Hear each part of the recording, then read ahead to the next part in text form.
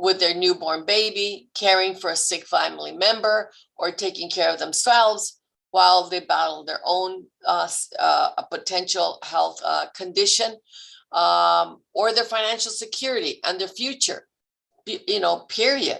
This is why it's so critical that the legislature and the administration prioritize an increase in wage replenishment rates for paid family leave and disability insurance, and define lower wage workers in a way that aligns it with what it means to be lower wage in California.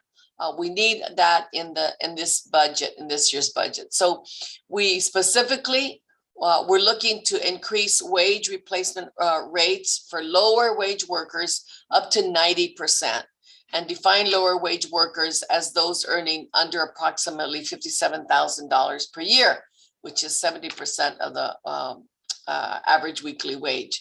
The Senate caucus, Democratic caucus, the Women's caucus, the Latino caucuses have all identified this specific issue as a budget priority. And as you'll obviously hear from so many people across the sectors here, we need accessible paid leave. We hope the Assembly and the administration feel the same, and that we will see this issue named in the Assembly budget later, and in the administration may revise. As a workers' rights advocate, as a mother, as a woman, as a daughter, as a sister, this hits home for so many of us. Every child, not only the child of those who are well off, every child deserves to spend the first few weeks of their life bonding with a loving parent or caregiver. And every son and daughter deserve the chance to give all the love and dedication to their parents that was once shown to them by caring for their parents as they age. But the system that we have here, what's most disheartening is that disproportionately white higher wage workers are the ones who are able to take the leave, leaving low wage workers, most significantly workers of color and immigrants, subsidizing the leave of higher wage earners. So we know that under the current system, Black babies are less likely to spend time with those first few weeks and months bonding with mother and father. Latina daughters are less likely to be able to care for their sick mothers. So make no mistake, this is also a racial and gender inequity issue. And until we make leave affordable for all to take, the vast inequalities we see in the state are going to continue to grow. So this is what SB 951 is, and our budget ask aims to remedy. Anyway, thank you so much. I know it's something we could all talk and go on and on, but thank you so much to those of you who organize this, and the lineup of speakers to discuss why this issue is important to them. I look forward to hearing. Thank you. Thank you so much, Senator Durazo, for those remarks. Now I would like to introduce Dr. Sharad Jain, who's a primary care physician at a federally qualified health center in Sacramento. Good afternoon. My name is Dr. Sharad Jain. My pronouns are he, his. I am a general internist who's on faculty at the UC Davis School of Medicine and a primary care provider at an FQHC in Sacramento, providing care to patients who are on Medi-Cal or who are uninsured. I have seen firsthand the effects of current low wage replacement rates for paid family leave and state disability insurance on my patients, and how they are forced to make difficult decisions as they balance their health needs while ensuring economic stability for themselves and their families. I would like to share stories of two of my former patients to illustrate the issues with the current system. The first is a middle-aged man who was a frontline worker. He started coughing up blood and was found to have a mass in his lung. We tried to get this mass evaluated quickly because of our concern for malignancy. However, he felt he couldn't miss work because the wage replacement rates he was receiving through the state disability insurance was too low for him to be able to support his family. Instead, he became very anxious, and his diagnosis of lung cancer was ultimately delayed to the point that it was more difficult to treat, ultimately resulting in a prolonged hospitalization and an earlier death than expected. In addition to his own poor outcomes, You can imagine the implications for his wife and children, who are now left without a husband and a father. The next patient is an elderly woman with multiple severe medical problems who was lovingly cared for by her adult children. Due to her medical illness and early dementia, she required full-time care. However, her children made the difficult decision to leave her at home alone for long periods of time because, once again, the paid family leave wage replacement rate was too low, so they had to go to work to pay rent and other bills. One day when she was alone, the patient developed shortness of breath due to an asthma exacerbation requiring emergency evaluation. Fortunately, she was able to call 911 and the paramedics transported her to the emergency department where she had a 16-hour visit. If her son had been home, he could have given her medication to prevent her breathing from getting worse. If her children had been able to take leave to care for her, the ED visit might not have been needed, thereby preventing a dangerous medical situation for my patient and saving the medical system a significant amount of money. I support SB 951, authored by Senator Durazo, with the budget request, which would increase wage replacement rates for paid family leave and state disability insurance to 90% for California workers receiving lower wages. My work with patients in the safety net shows how these rates are currently too low and disproportionately disadvantage low-income workers in communities of color who may not have the resources to receive the health care that they deserve. Too many of my patients are forced to sacrifice their health in order to pay for housing, food, and childcare. This trade-off can have long-term health implications for patients like the ones I described. I personally believe that bills like SB 951 will help us move toward health equity and ensuring that all people who live in California can optimize their health. Thank you. Thank you so much, Dr. Jane, for those remarks. Now I would like to introduce Jerry Sandoval-Neri, who's a member of Parent Voices and the California Work and Family Coalition. Thank you, Katie, and thank you, Senator, and all those who are giving me this opportunity to speak out. Yes, my name is Jerry Sandoval. I live in San Diego, and I am a proud member of Parent Voices and California Work and Family Coalition. I'm here today to share why I think that it is important to increase wage replacement rates for paid family leave and state disability insurance to 90%. When my daughter was born 7 years ago, I understood that mothers had maternity leave, but I didn't know that I had the right to take paid family leave as a father until somebody told me I could. I had waited a long time to become a parent, and I was so excited to spend time with my baby at home. It meant the world to me spending time with my newborn baby, the new interactions with her, and helping around the house, really. Having her changed my life forever. I had 2 awesome weeks with her, but when I got my first paycheck from the EDD, I realized I couldn't afford to stay and pay family leave and pay my bills. I didn't know I wouldn't be getting a full paycheck. And I quickly realized I had to return back to work immediately.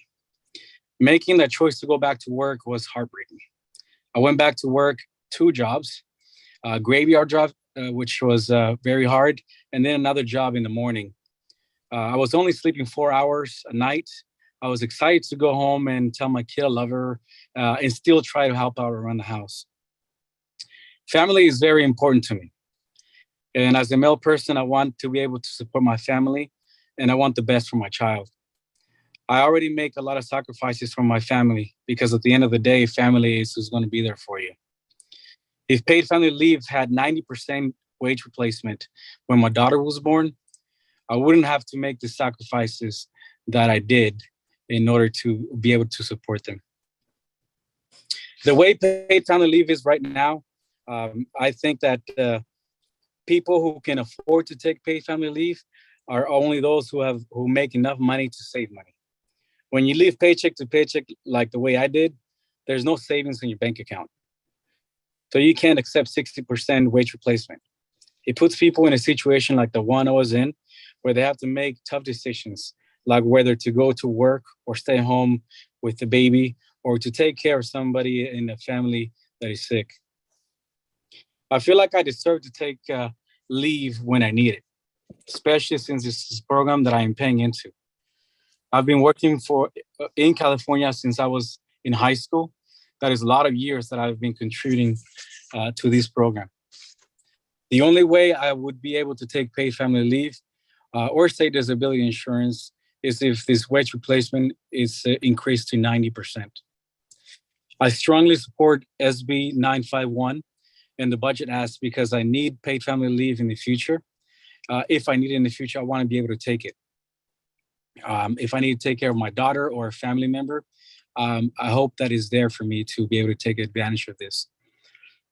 I also don't want other parents to go through the same situation that I went through. And I do believe that I'm speaking today, not only just for my voice, but for those in the community that have that can be here today and also have a voice like me.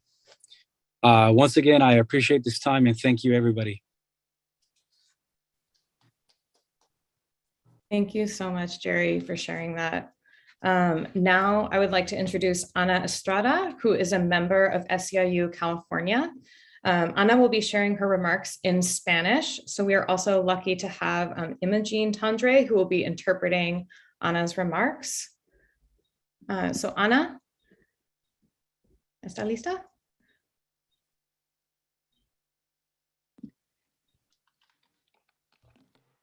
Ana, I think Y he pasado muchas cosas, sobre okay. todo cuando mis hijas estaban embarazadas y tenían que dar a luz.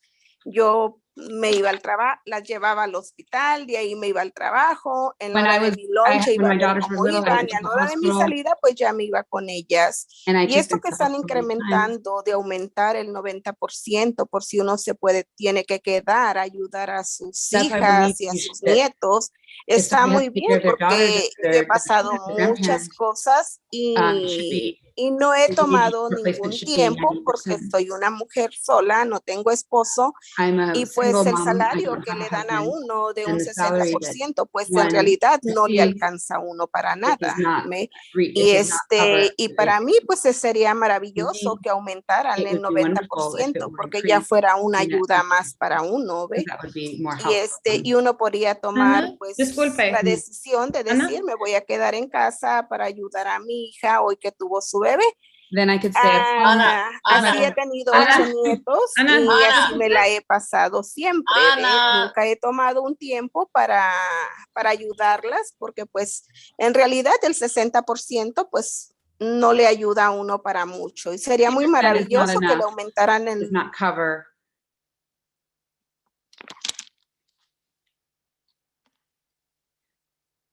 Ana, ¿usted me escucha? Oiga. Sí, soy yo la intérprete. Están llamando a usted para que espere un momentico. Creo que no estaba funcionando bien lo de la interpretación. Let's start again so that we can all hear Ana's remarks. Sí, puede volver a empezar, pero cuando le señala, un momento. And am I on? Can you hear me? Yes, we can. Okay. I think what would work better is if Ana could speak, then pause, and then you could interpret, and then we start again.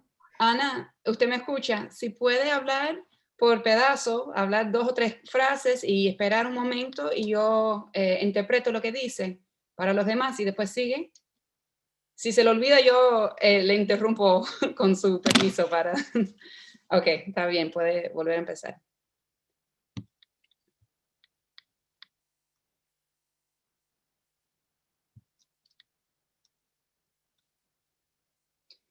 My name is Ana Estrada. I live here in Sacramento, and I've worked in cleaning for more than 20 years.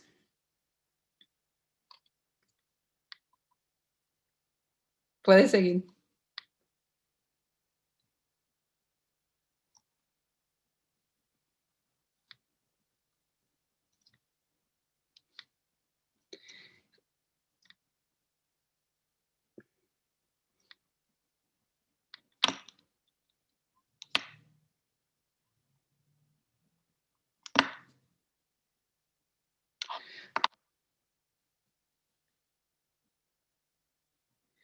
And for me, it would be wonderful to increase the wage replacement to 90% because it would help when one needs to be with their family. I have 8 grandchildren. I always took my daughters to the hospital, sometimes during my lunch hour, and I would sometimes stay there till 1:30 in the morning.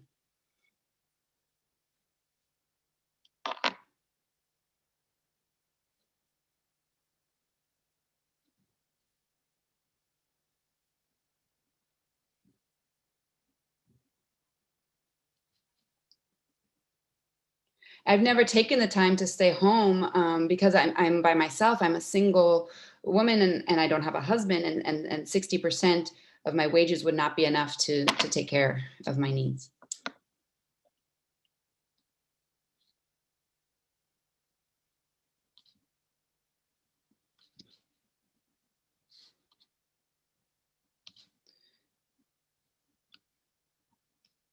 And it would be wonderful for those of us who are single mothers. 90% would help us more, and that would be wonderful.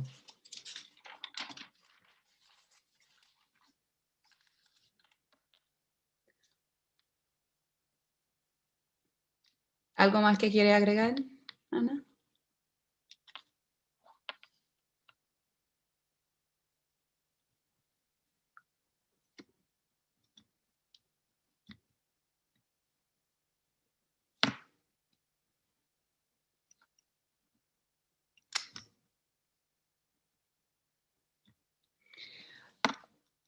Just that it would be very good. I'm not the only one who's in this situation. There are many of us who are single mothers who need this kind of support. It would be very beautiful. Thank you very much.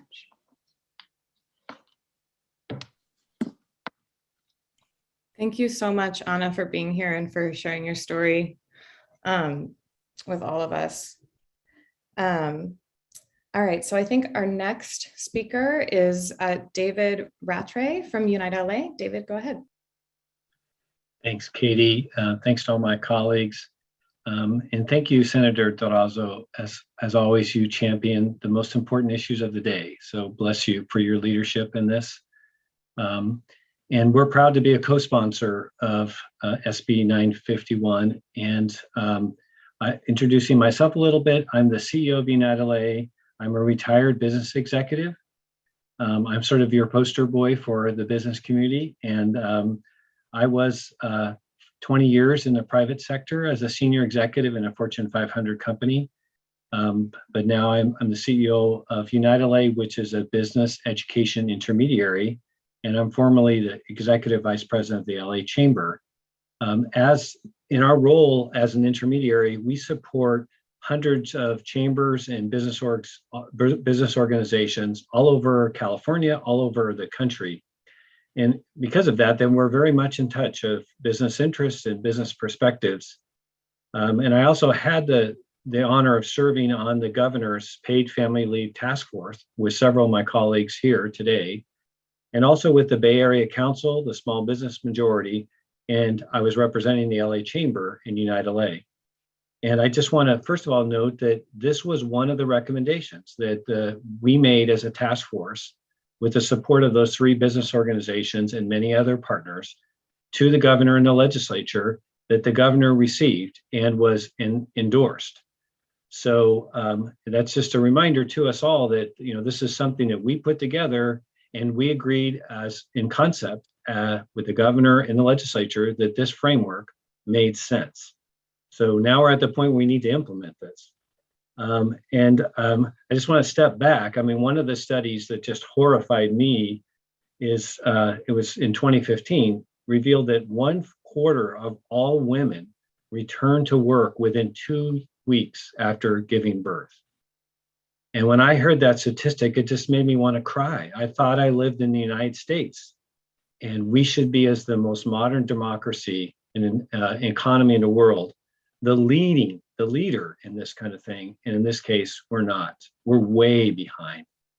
And of course, sadly, as mentioned earlier, this is disproportionately women of color, Black and brown women and dads and families that are being forced into going to work 2 weeks after the birth of their child. But I'm here also to just say, in addition to this moral imperative, paid family leave is good for business. It's not only good for families and babies, it's good for business. There's a wide body of research that shows that employee retention, productivity, morale, it goes up when positive paid family leave policies are in place, both privately funded by corporations and publicly funded as we do in California. It also increases gender diversity for employers as it supports moms and increasingly moms and dads, as we heard from Jerry. In fact, the Bay Area Council Economic Institute conducted a study a couple years ago, And it showed very strong indicators of the success of paid family leave as it relates to turnover, recruitment, reduced training costs, and overall support for the success of companies. That's why more and more Fortune 500 companies offer much more generous packages than we're talking about here. And of course, as the senator said, this shouldn't be a privilege of the wealthy, a privilege of white upper class professionals. It should be something that is equal and there for everybody. For employers, it's in their best interest to give employees leave, and they know that. Most employers are aware of that. So we need to make this a right and a standard for all. Now, it is important to just note that employers and business in California do not pay 1 penny into California's paid family leave programs and SDI programs. These programs are entirely worker funded. And yet, because the wages that workers receive are so low, far too many workers, as my colleagues have said and the senator, they don't actually take advantage of the very programs that they fund. That just has to change. And of course, as mentioned, these are disproportionately families of color. So for paid family leave to really be successful and for new parents to stay home with their children without risking deeper economic instability, we've got to solve for this wage replacement issue. Denying access to leave doesn't just mean workers will never need to be absent for work. They still are going to have babies and they're going to still have family and personal health crises. It just means they're going to be faced with this impossible choice between bonding with their baby or caring for a sick family member and maintaining their own economic security. Paid family leave supports the growth of future generations. It allows parents to stay at home with their children for their first 12 weeks of life when those immune systems aren't ready for childcare and when the most critical stages of brain development are occurring. Paid family leave makes economic sense because early infant care is the most costly care for the state to reimburse for. So it's really more economically sound for the state to enable a parent to stay home and take care of baby in those opening weeks and months. I just want to conclude saying, I believe in this country. I believe in all of you and the people of this country. We're going to get this right someday. Someday we're going to do this the way it should be done. And so my question is, why not today? Babies don't get a redo. And so we ought to get this right for babies today. Why wait another 5, 10, 20 years to eventually get it right? Let's do it today. So I want to join my colleagues and call on the governor and call on the assembly to join with the senator and the Senate and make this happen this year. Thank you. Thank you so much, David, and to all of our speakers. I think that's a really great note to end on. Why not today? Why not just do this right now? We are going to actually transition into Q&A for all of our speakers, but also we have an additional person who can help answer questions, Katie Witchett from Legal Aid at Work, who is a paid family and medical leave expert. So at this point, we want to just open it up to all of you to see if you have questions for any of our speakers.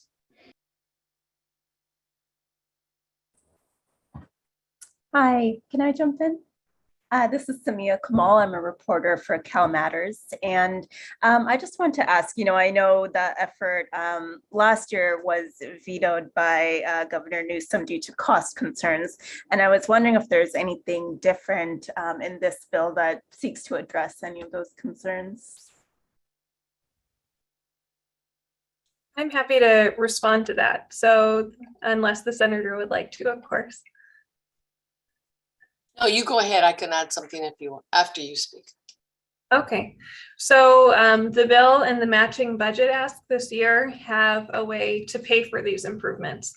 So currently, income that workers receive above about $145,000 per year, they don't contribute based on any of that higher income into the state disability insurance fund. And that fund is what pays for state disability insurance and paid family leave.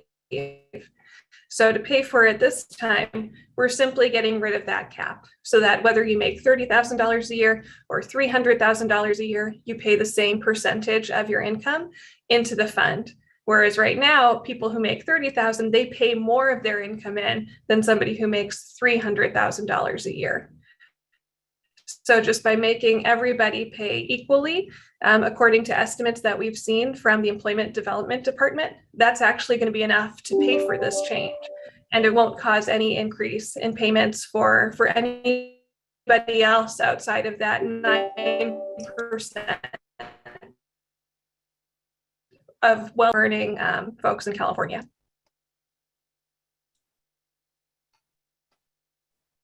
Thank you. That covers it.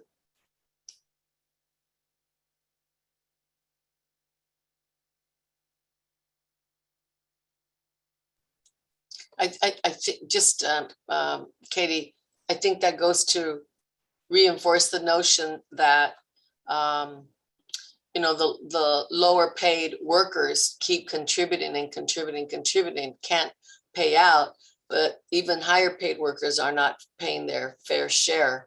And that's all we want is if you pay your fair share, we'll have sufficient in the fund to be able to get everybody, especially low wage workers, a higher portion of their wages.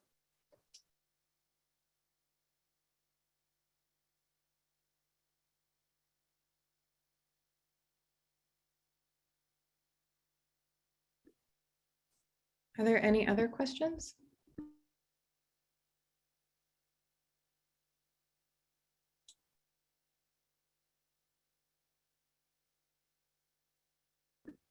All right, well, Senator, any final comments for us before we end, or any of the other speakers? Well, I just want to thank you all and everybody who's active around this issue. We're going to get it done. And it's all because of your hard work and the stories that Mr. Sandoval that we heard today. Those are the stories. And then also that this is not going to cost, you know, taxpayers any more money. So I think those are the key issues. We're going to get it done. And I'm very grateful to everyone here for their hard work. Si se puede. Thank you.